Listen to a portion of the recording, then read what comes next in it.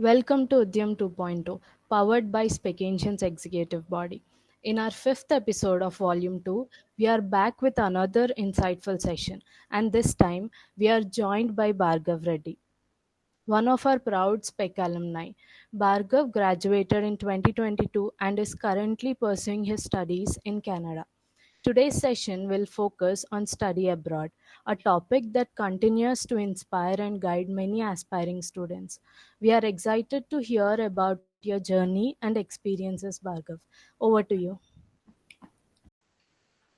Hello all, welcome to the session. I'm Bhargav Reddy. Today we'll be talking about unlocking global opportunities, a roadmap for aspiring international students. So thank you for giving me this opportunity for SPECANCIENS, the Alumni Association of SPEC. So today I'll be talking about your abroad plans, and I'll be sharing my true experience and what I have gone through. So in this session, I'll be covering planning your study abroad journey and visa, and what will be the most important documents you have to carry for your process. How will international student leads his life in Canada, and what are your possibilities of getting settled in another countries and getting a good jobs like in as your career in Canada. So I'm Bhargav Reddy. Right now, I'm a student in Algoma University, pursuing my post-graduation degree in Human Resource Management and Services. Algoma University is in Brampton. It's in Ontario. So this session covers studying abroad and its global opportunities, and why do we need to study in abroad, and what are the good things we'll get by studying in abroad. So Canada has an top universities in the world. It is placed in second, third when it compared to STEM. STEM is nothing but science, technology, and engineering, max. These are the four which is combined as called as STEM. So engineering students who wants to pursue their higher studies has a good universities in Canada and good opportunities to pursue their higher studies in Canada. So we have two things to do. We have to decide it before, like we have to do a post graduation degree or a master's degree. So master's degree can be done for students who have already done their undergraduation in STEM, like I mentioned, it's as an science, technology, and engineering and max. But I have completed my engineering, but right now I'm doing business related course, that is uh, human resource management. So I just switched my career towards business management with my interest. So people who wants to study their higher studies can go to STEM, and they have a good opportunities in Canada. And high quality education and global recognized degrees, like if someone wants to study in Canada, they have to first go through colleges and choose the best colleges. The best colleges in Canada which are ranked as top 3 are University of Toronto, University of Waterloo, McGill University, and University of British Columbia. But these colleges are the top in Canada. That means people has to just remember that they need to have good IELTS score, good academic score, so that they'll get placed in this. They can get a good opportunities to study in this universities. So if you are doing 2 years of your course, that means 1 year post graduation course will be for 8 months, which is considered as a 1 year in Canada. So if you're pursuing 2 year courses, that means 16 months of your course that will give you 3 years of work permit in Canada. But if you're doing 1 years of your master degree, that will directly give you 3 years of work permit. So choose wisely.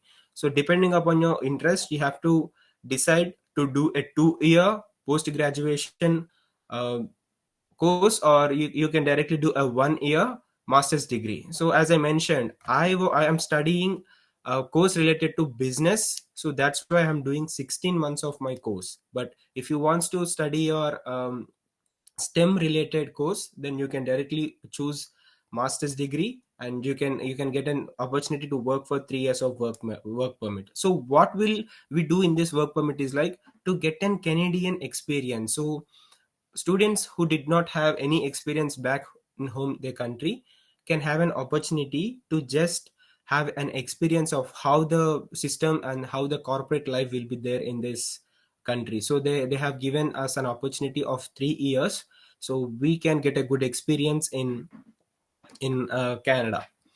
And uh, the country has a multicultural, safe, and exclusive environment. Of course, all over the world, people come to Canada to have a good quality of education. So I can directly say that when compared to other countries, Canada feels safe because the law and the government gives us that feeling of secure and safe in this country. And this country is safe for everyone, like whoever comes from the world, it invites everyone, and it has an uh, good occupancy in all the fields and gives an opportunity for each and everyone. So before starting the application process, as I mentioned, so if you are truly interested in knowing about your colleges and which college will suit you, you can directly go and open IRCC. This is an official website of Canadian government, so which is Immigration, Refugee, Citizenship of Canada. So whoever wants to apply for any study permits or any, wants to study in Canada has to go through this website. This is an website which is run by the government, which gives you complete information of the colleges and the processing time and what are the steps you need to follow and what are the documents which are important for your process.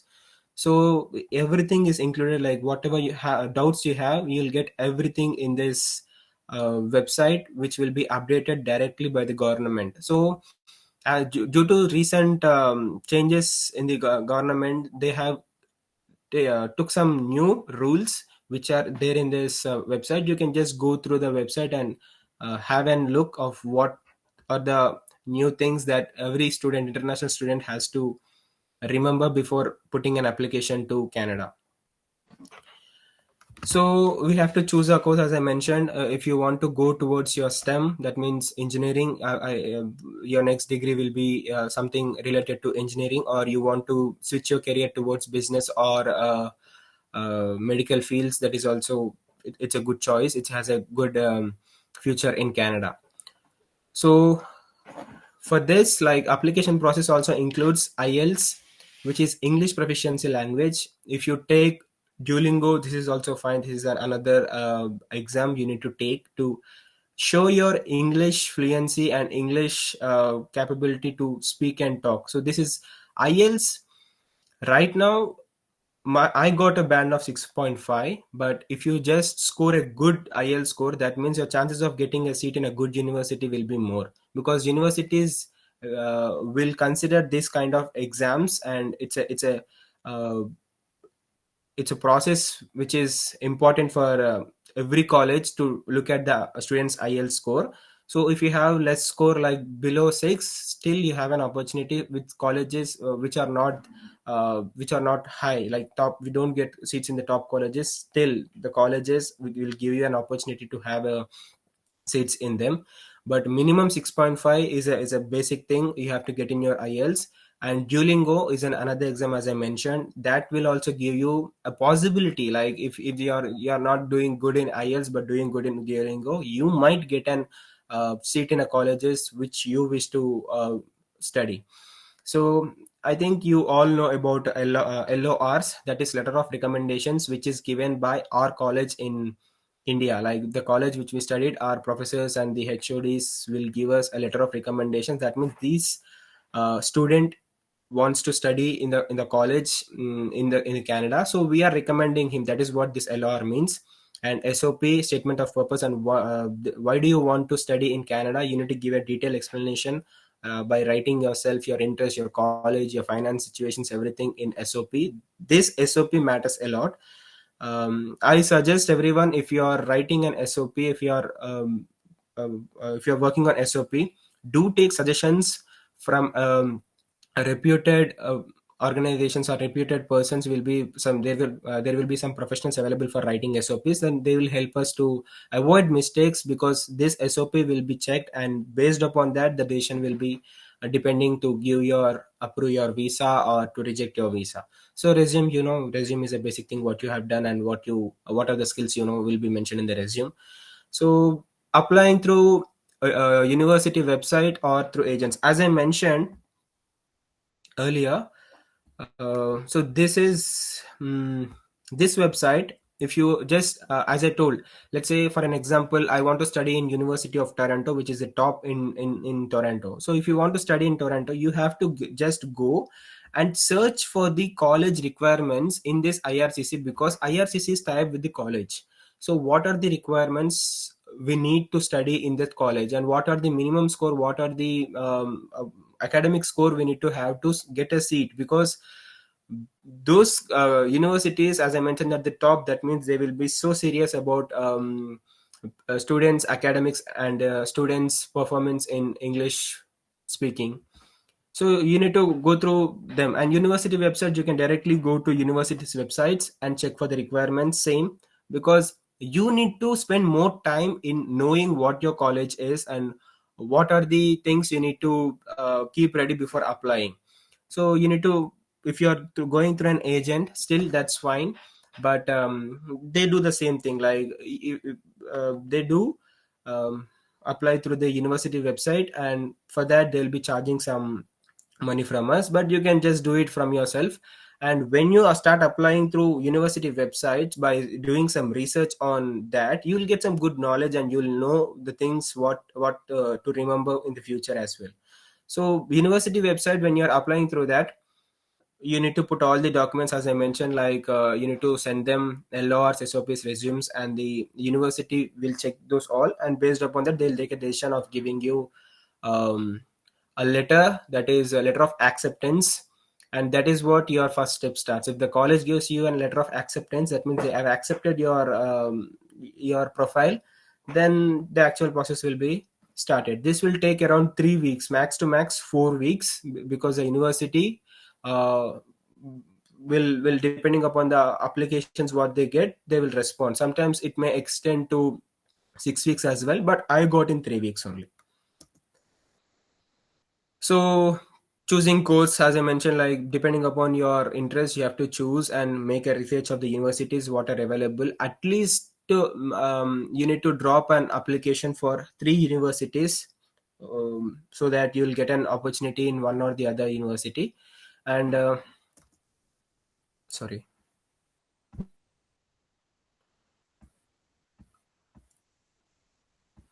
Okay, after getting an offer letter of acceptance, then we have to pay the tuition fee. So, as I mentioned, if you are going for a 2 years course, that means a 16 months course, then you have to pay for the first year course completely. Like you have to, let's say the tuition fee will be around 20,000 CAD. So you have to pay the complete fee in advance, and you will get an letter from the college that we have received your fee. That process and all will be done by forex, and we have to send the money through our parents accounts only. And GIC, I can say GIC is like protection for every student, every international students. This is a good idea initiation done by Canadian government. What is GIC? GIC is like we will be storing some amount of money in our accounts for to use in the future. So if you are not able to get a job when you get to Canada, and if you are not able to uh, get money, you can't earn your money, then this GIC will help you to spend your to sorry, this GIC will help you to use this money for your expenses. So right now I have paid $10,000, but right now the rule has been changed. It's $20,000. So every student who has to pay $20,000, and they can use it when they stay in the Canada. So that means you have to pay 20,000 CAD. That is a 1 year's fee, and 10,000 20,000 CAD for GIC deposit. That means you're saving some money in your account and you can use in Canada. So this GIC is like an fixed deposit. Yeah. So you won't get whole 10,000 when you come to Canada. So when you come to Canada, you have to open the bank account, and depending upon the bank's rules, they will be giving you initial amount of, let's say, 2,000 CAD for first month, and from the next month they'll be giving you 1,500 CAD per month, and they will divide it like for the next 11 months, 12 months. We will give you, they will complete the whole thing. So in my case, what happened is like, my I have I did not get any work for the first 4 months. So in that first 4 months, my bank gave me every month 730 CAD. So that 730 CAD, and initially I got 2,000 CAD from the bank from the same amount. So from 10,000 CAD, I have got my 2,000 CAD, and later from every month for the next 11 months, I got 730 CAD every month. So I use this money to pay my rents, for the groceries, and to use them for my personal expenses and all. I've covered in those things. So students who don't have don't get an opportunity to work in the Canada for the initial days, this money will be helpful, and this is a great initiative done by Canadian government. And this won't be there in any other countries. Only Canada government has taken this step. I really feel it's very a good initiative. And after this deposits, we have to apply for student visa. As I mentioned, we need to open an account in IRCC. You need to drop your letters in that, and after getting after getting a document that you have successfully applied your uh, visa application, then you need to complete your biometrics and medicals. Instructions will be sent to you through your mail, and what the steps you need to follow to give your biometrics, where to go, how much time will it take, and everything will be mentioned in the mail.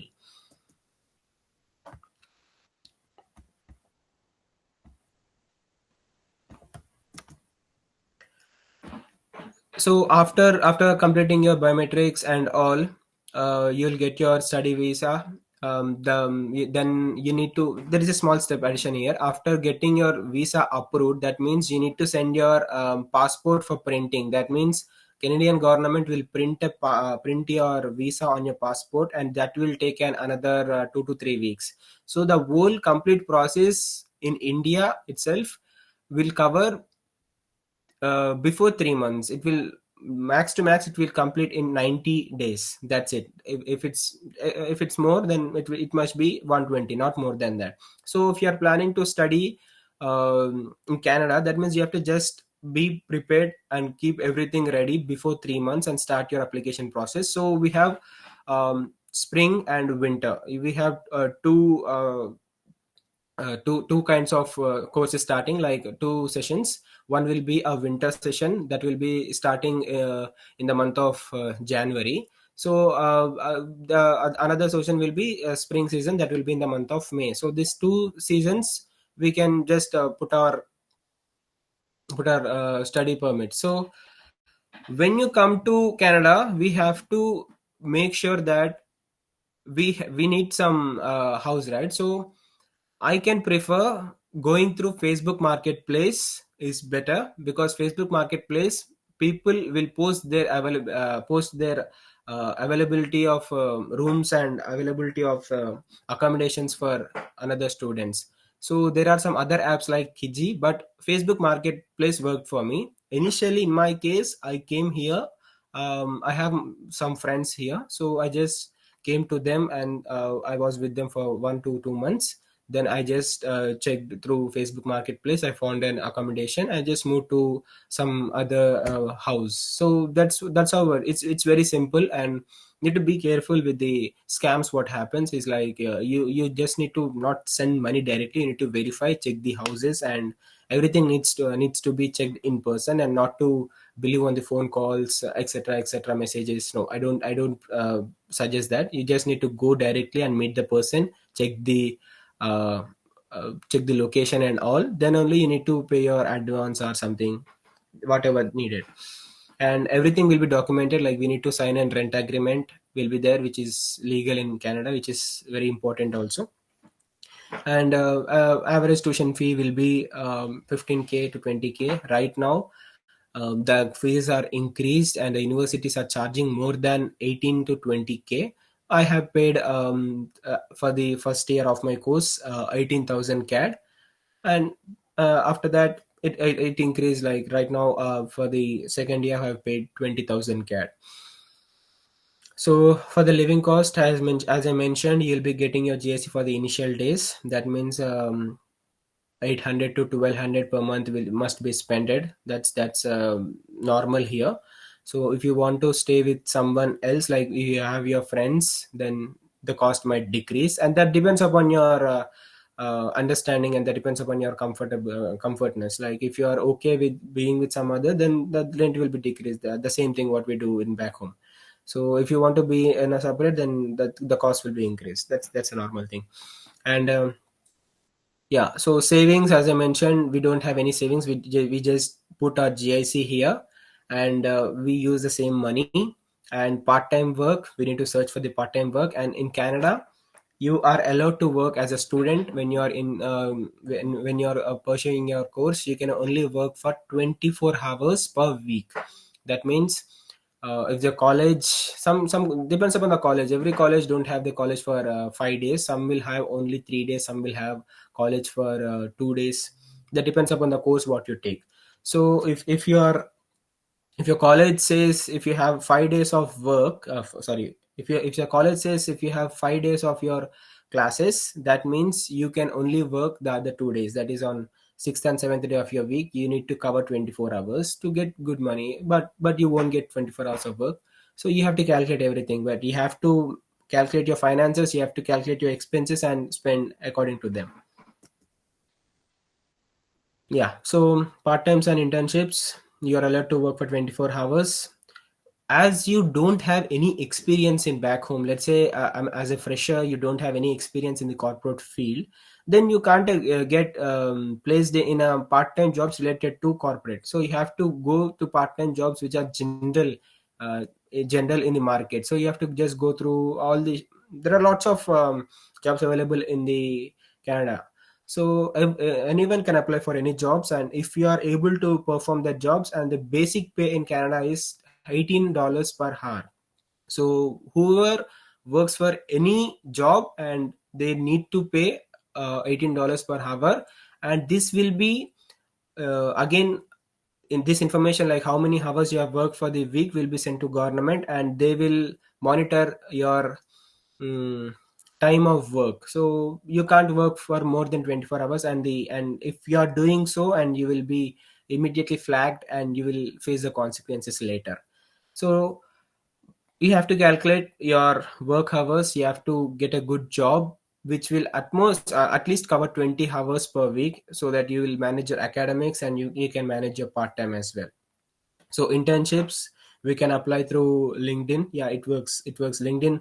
Every professor you meet in the colleges will ask for your LinkedIn to make your connections and to search their jobs. Because whenever you go for any suggestions, or whenever you want to take any things from the professor, he'll directly open his LinkedIn and share the things with you. That means your LinkedIn needs to be up to date, and you need to maintain your LinkedIn in a such a way that you have good connections and get a good opportunities in getting your jobs.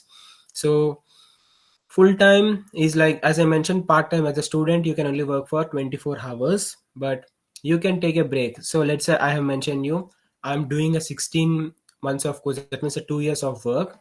For it's a 4 semesters work. So one semester is for 4 months. So after 2 semesters, that means after 8 months, I can take a break of 4 months. That means in that 4 months, I can work for 40 hours.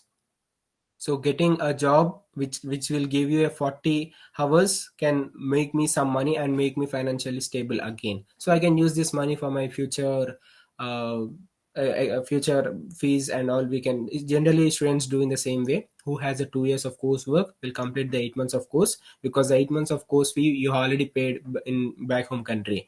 For the next 8 months course, you will at least earn some money, so that again you'll depend less on your back home, so you will spend these 40 hours of amount to spend for your tuition expenses. So if you're doing a 2 years of post graduation, then you will get a 3 years of work permit after my graduation. So again you need to write IELTS, and depending upon the IELTS you will get a score, and you'll be directly eligible for work permit for 3 years. So what is express entry? So people who already has an experience in back home, who has a skilled labor. So there are different fields to mention as a skill. So let's say I'll tell with an example who are skilled laborers. The jobs which a only a um, professional can do, let's say welding is a skilled labor, so everyone can't do that job, it needs to have a training. So electrician is a skilled labor because it needs some training. So these kind of jobs, there is a category of this skilled labor who can directly apply for a express entry with their experience, and they will get an high chances to get their PRs. So let's say in my case, I don't have any back home experience. That means I can't apply for an express entry. So I have to depend upon the normal visa process, and we have to wait until my score gets high. So what is this score? What are these points? So the Canadian government system to give an PR, so permanent residence, they have taken a structure to give an applicant some scores depending upon the some depending upon some categories. So let's say you have completed your undergraduation in some country, in a foreign country, they will be giving you some points, and those points can be calculated in the same website here. So in IRCC, if you go and just search for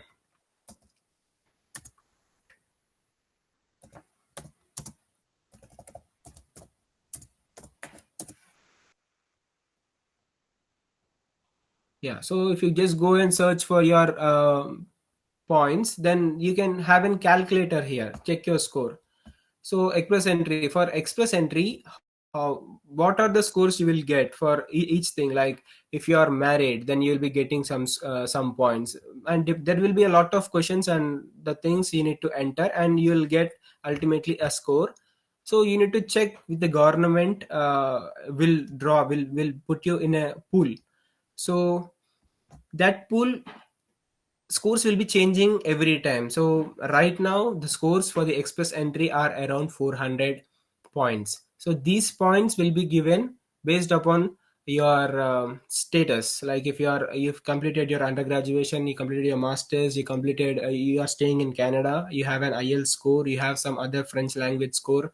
So based upon these categories, you will be given for a score for everything, and those scores will be added, and ultimately your application will be put in the pool if you are eligible.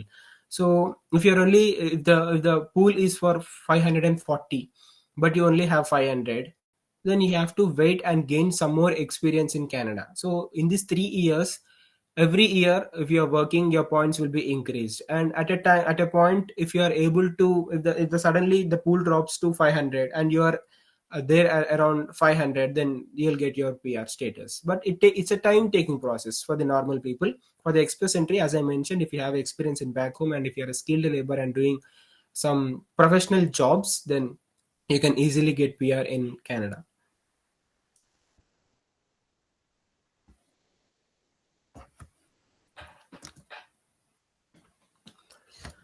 So finally, Canadian education plus experience will give you a global degree edge. Yes, but what happens is, like, when you work in Canada for at least an year. So if you're doing only 1 year of your course, you'll get 1 year of your work permit. That means work permit is like you can work for 1 year here. Like for the 12 months, you can have an experience of 12 months, and you can use this experience in after going back to your country. So networking is important. You need to start as soon as possible to get more opportunities, and to explore all the jobs what you want. And you need to look for legal institutions, as I mentioned. Go to IRCC website, and always check which universities are eligible to give you work permit, because there are colleges and universities which will give you seat, but they are not a legal institutions in Canada which can give you work permit. So only the universities which will give you a work permit, you have to take those institutions, because you'll pay the same amount of fee for them as well. So better to take a decision which gives you a work permit for 3 years is better.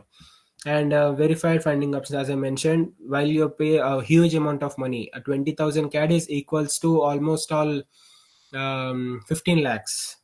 Yeah, 12 to 15 lakhs. Yes, so 12 to 15 lakhs you are paying to your colleges. That means you have to verify your forex agents and all.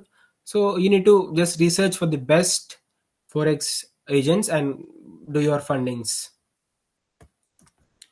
Yeah, if you have any doubts, you can just ask me now.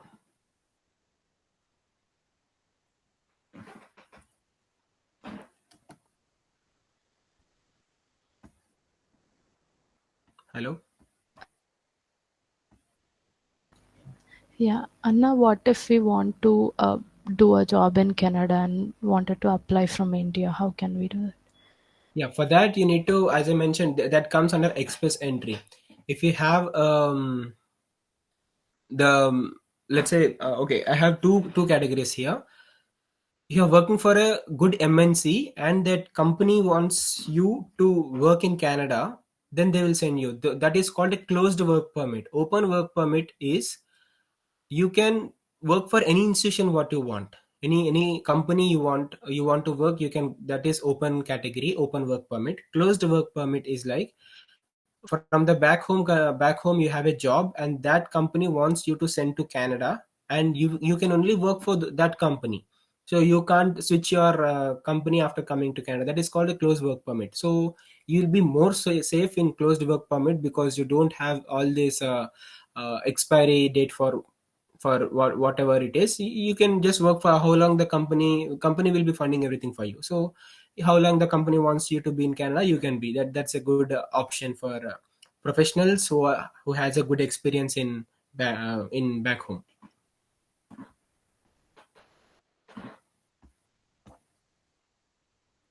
So is that clear, Akshita? Yes, Bhargav, thank you. Yeah.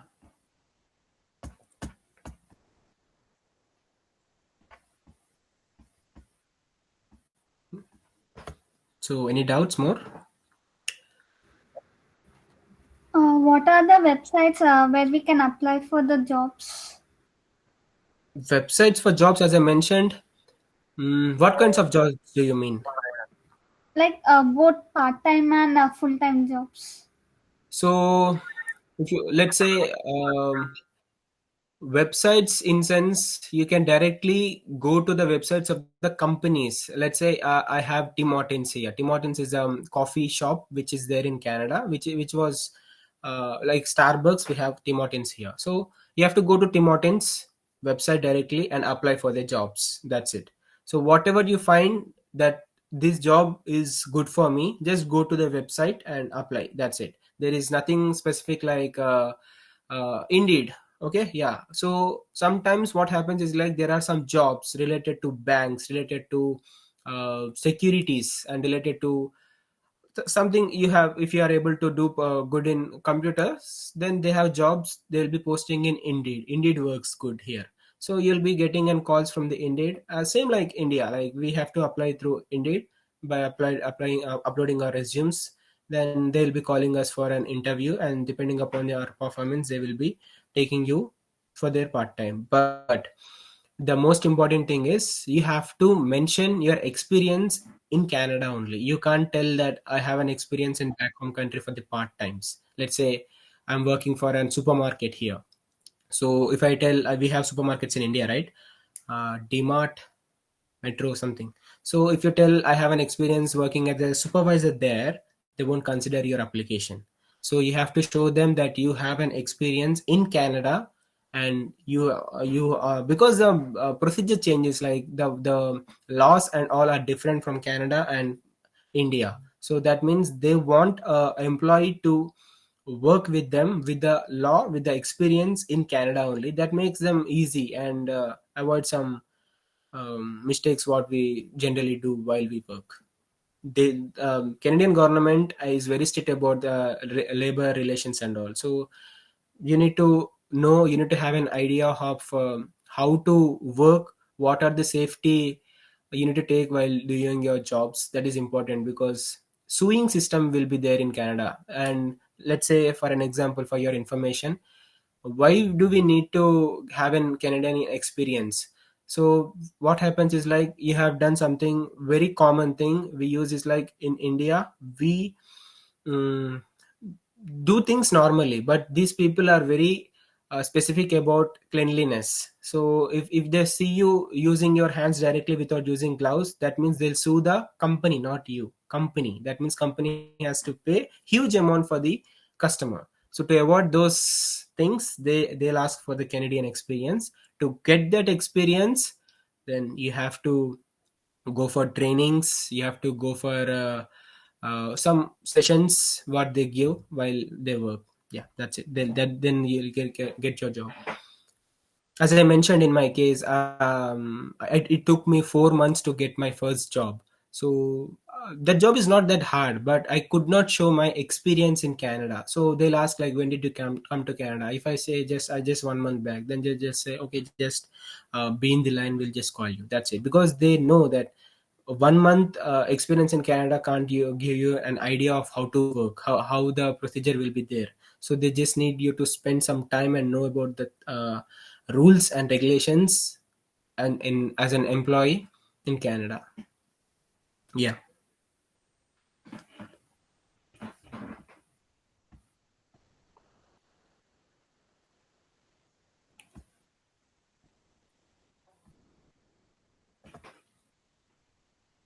Yes. Next question. Yes, Bhargav Reddy here. So, is there an age limit to apply for education in Canada? I mean, like, can a 40-year-old person, if he's willing to study, can they apply for a university? Yes, they can. As I mentioned, they can study, but they can't get a points for their PR because age matters a lot in Canada. If you are a student and has an age, that means you'll be getting some points, as I mentioned. So if you anyone can study in Canada, depends upon their capability. I have, for example, I have an my student, like the other student with me, whose age is around 50 years right now. So he's almost to retire, but he wants to study. So anyone can study in Canada. Yeah. Okay, question number two. So, in the recent months, Canadian and Indian government have had conflicts, right? So, how is it affecting you guys? I mean, is it even affecting, or is that the right thing to say? No, right now the government in Canada has changed. So the party is same, but the president has been changed. Before, um, the government did not say not to come to Canada. The most of the Canadian economy will be depending upon international students. So they are ready to accept students, but due to the increased number of students, but they can't give employment. The employment rate has been decreased. So they have planned to keep a cap for international students. Cap doesn't mean they'll entirely stop the process, but as I mentioned, they will be rejecting your applications for these minor mistakes. So upon, if let's say a thousand people, thousand students applied from India to come to Canada, so this cap will help them to reject some applications on small mistakes. So in that way they can reduce the number of students, but the government is still accepting the students from all over the world and they are giving an education in Canada.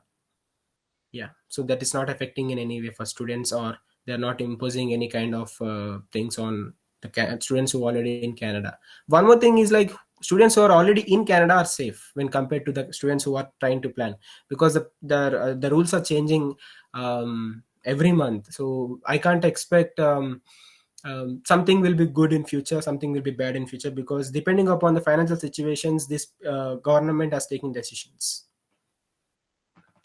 Thanks, Bhargav. That's the answer I was willing to hear. That I think I gave you a good clear idea yeah, about exactly. I what. mean, for the people who are trying to apply for Yes. Canada, this is a like more like a caution to not make mistakes in their Yes. application. Thanks.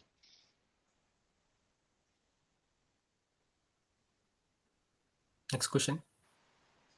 So you said that it's easy for people like refugees to get PR easily, but how easy or hard is it for a student to get a PR in Canada? Can you repeat the question? How easy or hard is it for a student to get a PR in Canada?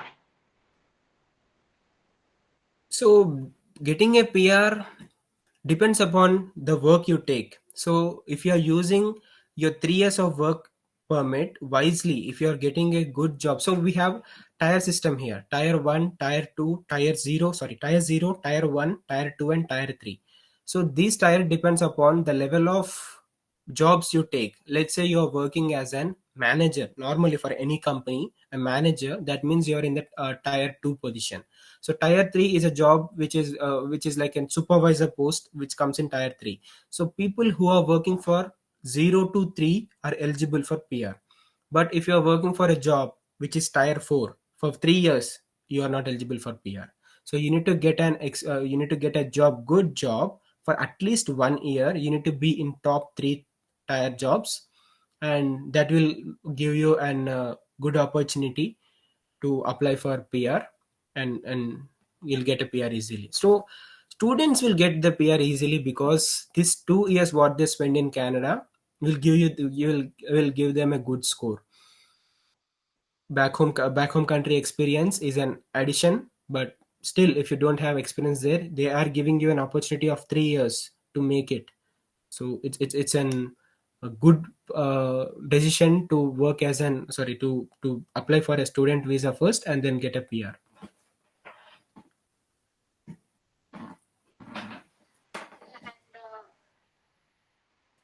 Am I audible?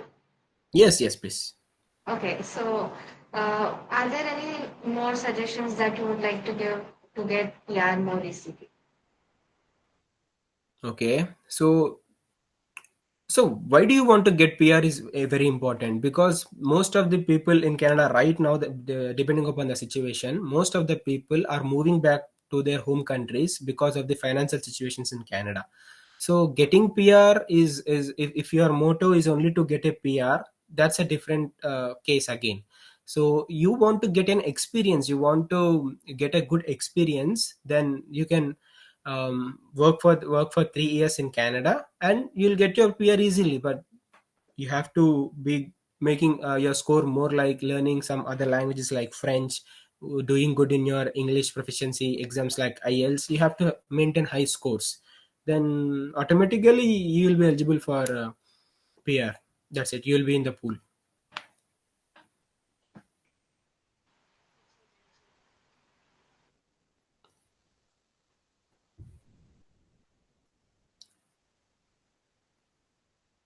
Next question.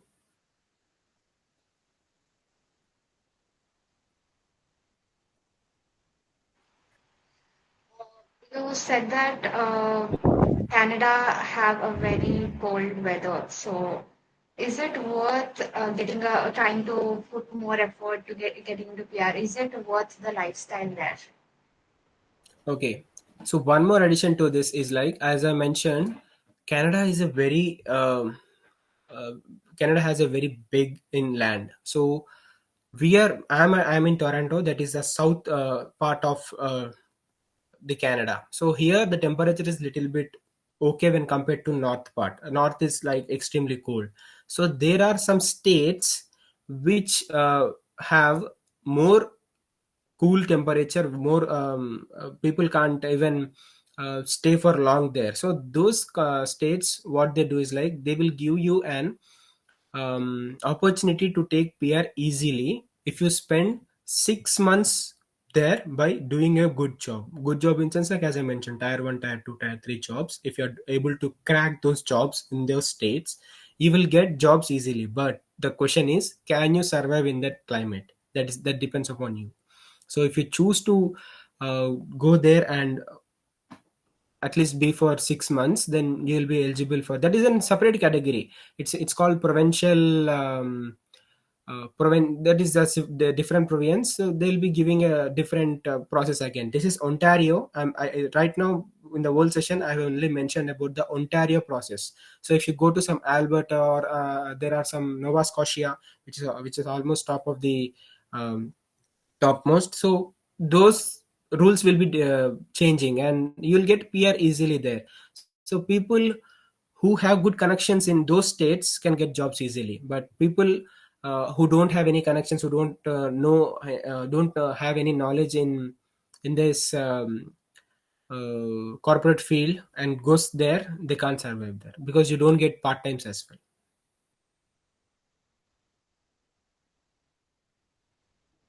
Is it clear, Srinija? Yes, Bhargav, thank you. That answers my question.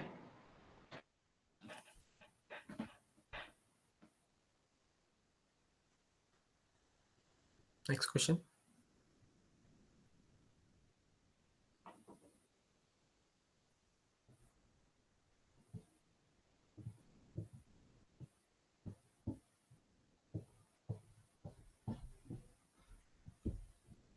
Okay, you can ask me something if you think I have missed, like when compared to some other countries. Yeah, one more thing. We don't have any interview like in for US. That point I missed. So you will only drop your documents to IRCC website, and depending upon your SOP and your resumes and everything, the documents, if they are clear, they will directly send you an email to apply for your, sorry, to get print your passport. That's it. There is no point of there is no process of interview in to come to Canada. That's an uh, interesting thing for students who wants to apply to Canada. So that's, I know that stress and all when you apply for some US kind of countries, there will be a process different, like you have to go and present yourself to some officers, you need to impress them and get an approval from them. But here your documents matters a lot, so that's what I mentioned. You need to be very careful while applying and writing about yourself. They need to get convinced about your point. If you say like I just want to settle and get PR in Canada, you will directly get rejected for sure. So what they expect is like you are coming to just study and get experience and go back to your country. That's what the government wants.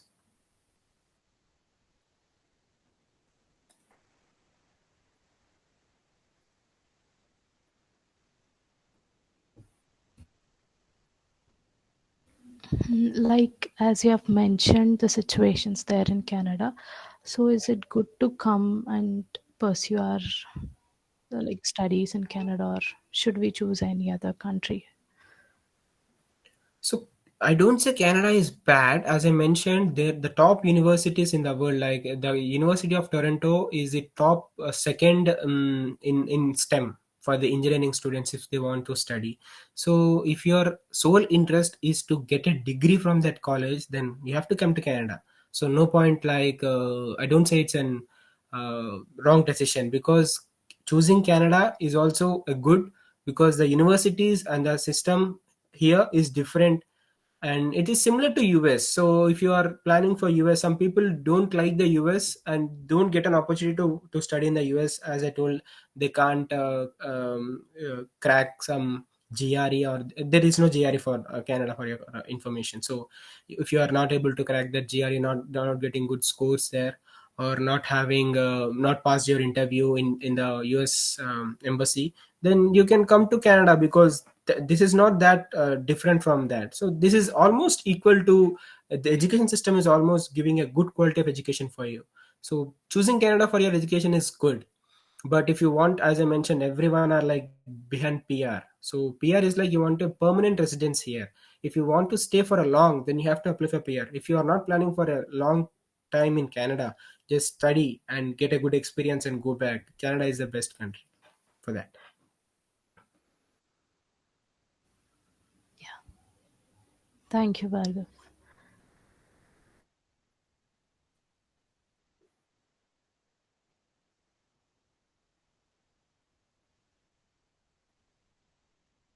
IELTS. Yes. SOP is like it will be submitted to impress the government. Like you need to provide a structured information of you. LOR, letter of recommendations. That is from our college, like from the BTech college, we'll be sending it to universities that our professors mention about us in a good way to them, that this student, so and so students wants to study in your college, give him seat and he will do excellent in their academics, and they'll give us some boost our profile. That's it. IELTS is me. That depends. Yeah, that depends. That depends upon the universities and the course you take. So right now, I have chosen a course related to business. So business, my college only looked for my IELTS score, and yeah, I got my seat.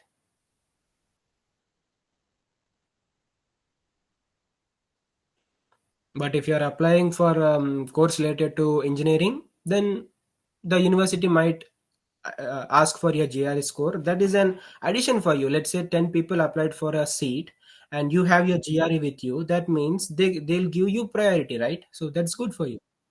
So if you're not able to do your GRE, still you can apply. That's what I mean. So you can still apply for universities and you'll get your seat. Next question. What So I about heard that. scholarships? Okay, Yeah, go okay. ahead, no one. Please go ahead. Okay, so my question was, can you give a little brief description about scholarships in Canada? Scholarships in Canada. So if you are doing good in your academics, you will be getting scholarships directly from the college itself. For example, in my case, I have done good in my academics in my first semester. I got around 90% in first semester. So the college gave me $1,000 to use it for my tuition fee. That means they have given me some amount as a scholarship, and I can use it for my next semester. So in that way, if you are doing excellent in every semester and getting a good grades, the college will give you money. And depending upon your course, also you'll get some scholarships. So in Algoma University, there is an option to take scholarships. From my every semester, I'll be getting 1500 CAD because I have done a good academics in my before semesters. So they'll check my profile and give me 1500 CAD every semester. For the next two semesters, 15, that means 3000 CAD I have got, which will cover, which will be waiving from my tuition fee. Yes, the colleges will be giving you scholarships. From the government, I did not see any case for my students, or I did not hear about scholarships from the governments, because as I told, government is not in a good state in providing a financial funds to someone. It's so it might be there before, it might come after, but right now it's not there. Okay, thank you. Yeah, Shinichi, go on, you have a question. Yeah, so I heard that most of the time in Canada you see a lot of Indians, and people go ahead and exaggerate saying that one third of the population of Canada is Indian. So is that true? Did you research about this, or did you just hear this? Uh, I've seen it on the internet, Instagram. Okay, as I mentioned, Canada government in the recent times after COVID depended mostly on the international students. So before, the applications were very less, but after that the scenario changed. So they have started accepting students from all over the world. So the international students got increased. So which gave them a good income. In the meantime, the population also increased. So the population increased, but they are not able to give them jobs because the companies won't grow like students, right? So if there is a job for one job, if you have 50 students, then the government can't help. So the government is telling to get experience in your research in college and you can go back to your country, but they are not like come stay with us. They are not like this. So students are coming, getting their research and their academics done. If they are getting an opportunity in any of the fields, if you have experience back home only, you will get an opportunity in working in corporate fields for sure. And if you are getting an opportunity, that's fine for 3 years. If you are able to get points, you'll be there, but you'll go back to your home country if you're not able to get your PR. So as I mentioned, yes, the population is there, but not in all the states. In Ontario, let's say it's okay to survive here, that the temperatures are okay, you'll see more people in Ontario, that's it. If you go to some other states, you won't find any students there. So the students also will be choosing the universities or the places depending upon their coursework only. So entire Canada is still, they have Canadians more than compared to other countries students. Yeah.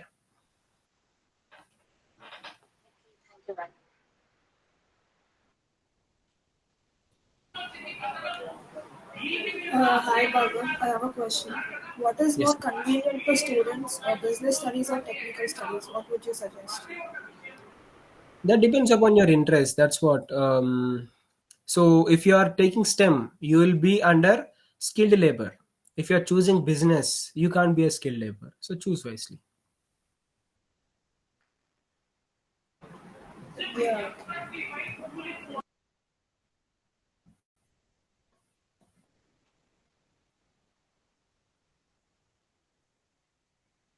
Next question.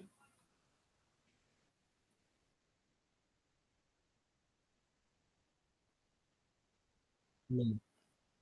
So here, uh, what should I tell? Research work will be more. You have to depend upon internet for more to get your information, and to do your coursework you need to research. So right now, let's say I'm in a business field. That means the coursework what I have, I need to check lots of articles related to business, and I have to do my projects, I have to do my assignments and all. Based upon those information only I can do my work. So if you are depending only upon textbook, you will get a knowledge, but the professor will ask like to go to some websites of business and take the information of how they are working, what they are working, and you need to present them in the college like an PPT or what the knowledge you have taken. That means here having an book knowledge is less, and you need to go research. You have to spend time in making more and more research, so which is completely different. And the professors won't give you like an line to line instructions of what to do, and you have to go it on yourself. They'll just give you what to do and what they need, and depending upon that you need to give your assignment, or you need to give your presentations, and depend they'll be assigning a rubric for that, for like for your structure, for the information, for the order of things what you have done. Based upon that you'll be graded some marks. So it's completely different here.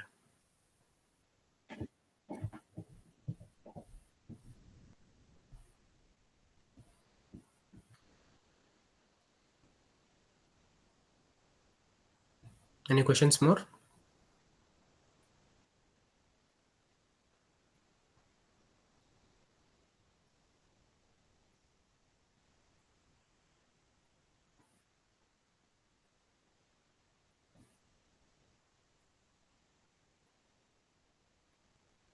There are no questions. I am giving it to Akshita.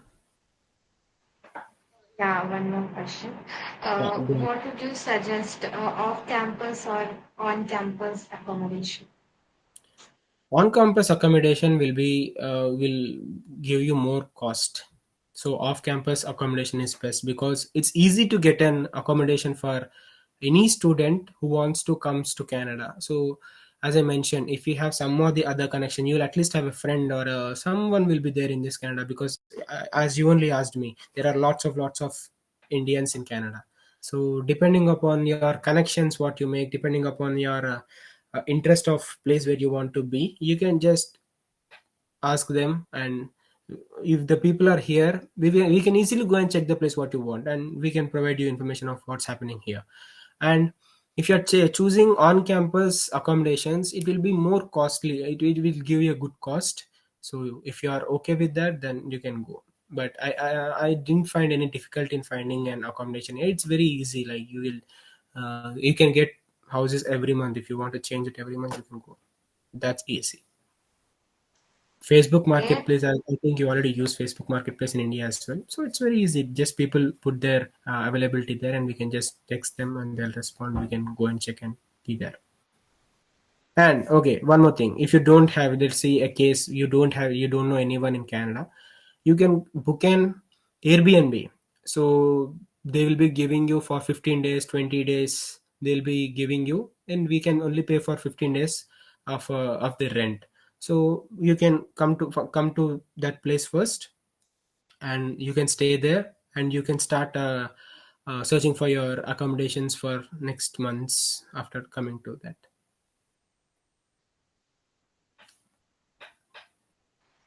Okay, in the prior session with Samhita, she said that if you have any relatives or cousins, do not say that you have a cousin in US, otherwise they will cancel your visa. So is it the same thing in Canada? Can I mention that I do have connections there, or would that be a problem in visa process? Okay, Samhita might have told this to not tell you to the visa officer, right, during your interview. Yes, yes. But we don't have any interview in Canada. Then we don't tell to anyone, right? Okay, got it. Then again, for the PR, during your PR, will be getting some scores, right? If you have a blood relation here, let's say my brother, my sister already has a PR here, then I'll get 15 points on their because they are my blood relation. I'll be getting a 15 points from their account. So it's an good thing here for getting points. 15 points is more. Literally 15 points is not that easy. So if you have someone like a blood relations here, you'll get points.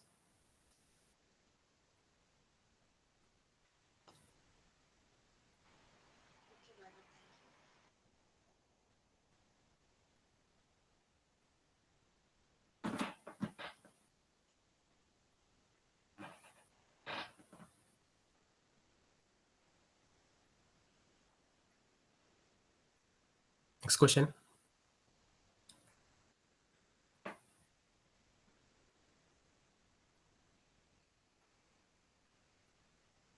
Does anyone have a plan to come to Canada for their higher studies? Raise your hands. Or just thinking to go to some other country? Still, yes or no, because I do have a cousin who's studying in Canada. You have a cousin who studies in Canada? Yeah. Okay. Where? I have no idea about that. I'm sorry. You told it's your cousin. Yeah, I do know him, but not that well. That's fine.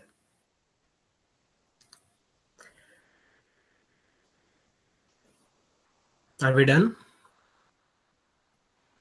Okay, last question. How welcoming are Canadian people to international students? Okay. Um, as you mentioned, there was a question from you telling that the people are increasing from other countries. So what happened is like the Canadian system is a very kind system. The people here are very kind, very friendly to other people. But what happened is like we the people from other countries come from a different background and different mindset, started behaving rude or breaking the rules of Canadian people and the system. So now what happened is like automatically these Canadians started hating the people who are not the First Nations. First Nations are the people who are born and brought up in Canada.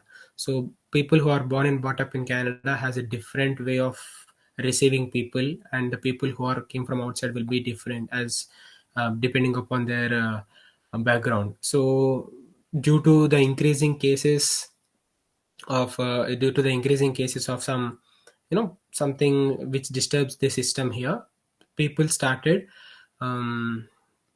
against talking against the people who are coming from another countries. But if you are able to be good with the people, if you are able to follow the system which is very kind, then you are the most welcome person to Canada.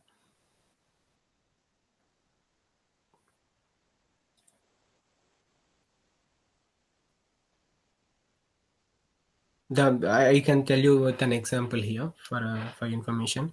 So in India, let's say, not in India, any other countries, I don't want to mention name. So if you are taking a bus, then the bus comes and the people will be standing in the bus stop, right? So everyone will be rushing at a time to take the bus. Okay, that is our system, and that is how we learn to take a bus. But in Canada, people won't uh, run to take the bus. The bus will stop for time. How much time you want to take take it to go into the bus, they'll wait. So if you have something like a bag, or if you have something like, people generally don't carry the babies in their hands, they'll have an stroller kind of things which they put the babies inside that. So they will be opening a slider kind of thing, and it will take, sometimes it might take 3, 5, 4, 10 minutes also, they'll wait. So that's the patience they have.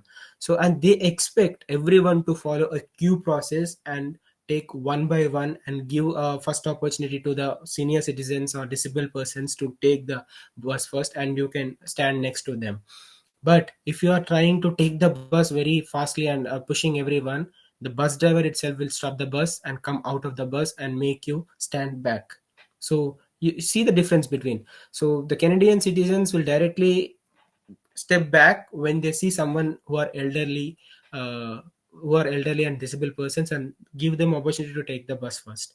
But they don't the people who come from another countries don't follow this kind of rules, so this might hurt them. So these people will be very kind, they don't touch each other when they are in the bus. But you know, our kind of system is different, how we took the buses are different. So all these kind of things make them to make a bad impression on people um, from other countries. So when compared to India, there are some countries which are more rude in behaving to Canadians. I don't want to mention name, but there are still some people. Even that makes very, even I feel very uncomfortable by well riding with such people. Yeah, because of that, everyone are facing that name of that.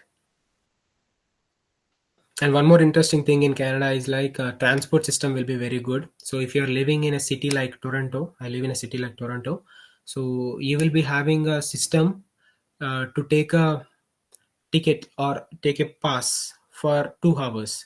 That means if you tap your card, or basically we follow credit cards here, we will be having an um, Presto card, which is on transport. We will be using it for transport. You need to put some money in that, like a debit card, and you need to make it ready. And when you tap inside the bus for one tap, and you can travel and take any bus for next 2 hours, so it's free.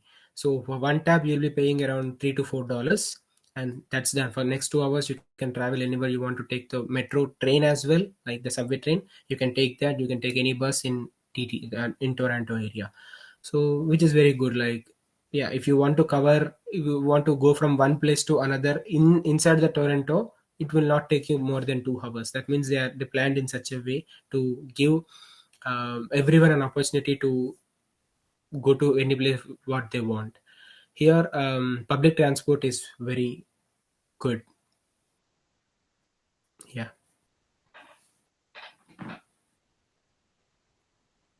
Okay, thank you, Bhargav. Sounds like we need to learn a lot of civic sense from Canadian people. Thank you so much. Yes. So, for addition, like most of the people who don't have plan earlier to go to settle in Canada will settle in Canada mostly because seeing this kind of culture here. So people, while walk in the states, random persons will be greeting you, and they'll give you some, offer you some food or flowers, or talk to you, try to talk to you, know about you. They'll spend time with you. So this will give you good vibes in being around, right? So if you have people to talk with you, basically in Canada what happens is like most of the people feel lonely, due to which the government also took some initiation of putting them sessions officially and inviting them to meet some people, talk to them. I think there is a website called Genwell. So if you register that, they will be inviting you to a session. Like it will be like an event happening, and you can go there and talk to anyone you want. You can make friends, so to avoid this depression, a lonely feeling. So they are that concerned about people's health and all. So that's why people who had earlier plans to leave the country also stays in this country, seeing all these new initiations from the government. And as I told, the situation is changing day by day. So right now, due to financial situations, people are leaving. That's it. And everything was, it's the cost of living has been increased from past 3 years. So people who were before COVID are very happy and are well settled right now, but who came after the COVID are still struggling to make their finance stable. Yeah.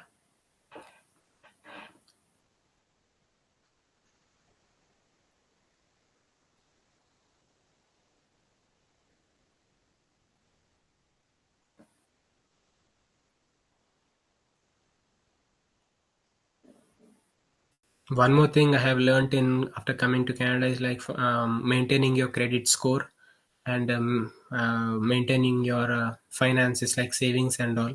Because if you want to take uh, anything like a car, or if you want to rent a home, they will check your credit score. If your credit score is low, then you won't get any chances of getting things here. So people won't trust you. Their trust will be depending upon your credit score. Maintaining credit, how are you able to manage your expenses matters a lot.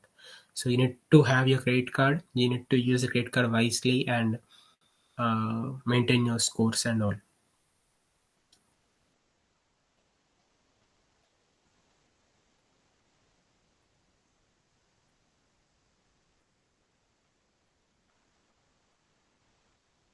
Next question.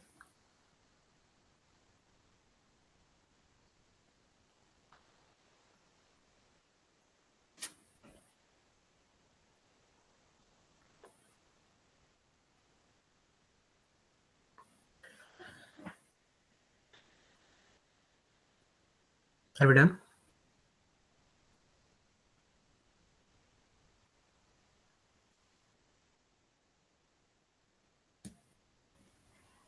Yeah, thank you so much, Bhargav, for taking the time to share your journey and experiences with us.